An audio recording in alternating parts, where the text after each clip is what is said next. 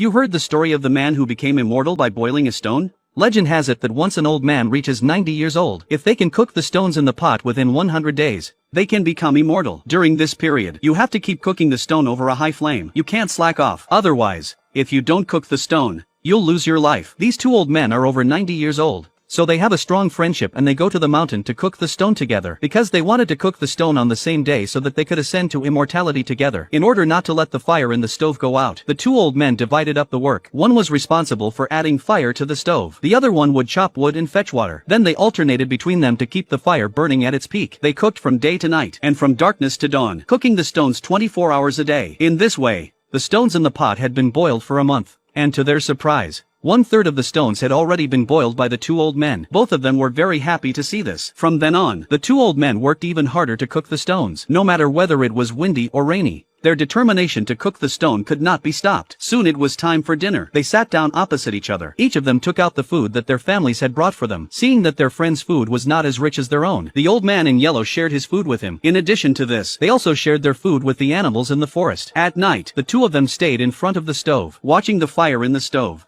They began to dream of a better life as immortals. As time went by, 2 months passed quickly. Now there are only 10 days left. Seeing this, the two old men worked harder every day to cut wood and water to cook the stones. They didn't dare to slack off. That day, it was time for the yellow-clothed old man to keep watch. But in the middle of the night, a large amount of smoke suddenly filled the sky. The old man in yellow was puzzled, so he went into the smoke to find out what was going on. At that moment, he saw two immortals in the pavilion talking to each other, and what they were talking about was the matter of his friend, boiled stone. When he heard this, the old man in yellow felt that it was unfair. Why did he have to lose his life when he boiled the stone? Didn't they say that if you boil a stone, you can become an immortal? Just as the old man in yellow was about to go up and ask the question, he didn't realize that the two immortals had already disappeared. As the smoke dissipated, the yellow-clothed old man was back in front of the stove, and the immortal's words were still ringing in his ears. At this moment, his heart felt as if he had been struck by lightning. He heard his friend shouting. The old man in green rushed to the stove and asked why. But the yellow-clothed old man kept his head down and finally found an excuse to get away with it. Seeing his friend leaving in a daze, the old man in green thought he was worried that the stone would not be cooked for the rest of the day, so he added all the remaining firewood to his friend's stove. He hoped that his friend's stone would be cooked earlier than his own. But the old man in yellow didn't know that. Still agonizing over the immortal's words, at the moment his heart was filled with unwillingness and struggle. It seems that the old man in yellow has made some kind of decision. In order to cook his own stone first, the yellow-clothed old man only added wood to his own stove. The old man in green threw a twig into the stove, but the fire in the old man's stove was stronger than his. No matter how much wood the old man in yellow added to his stove, the fire in the old man's stove was always stronger than his. Even the stones in the pot were a far cry from the fire. This made the old man in yellow feel even more unfair. At that moment, the sky suddenly started to rain, so the yellow-clothed old man dug a small canal. He drew the rainwater directly into the old man's stove. As the wind continued to blow, the pavilion finally collapsed. Luckily, the old man in green arrived in time to pull the old man in yellow out,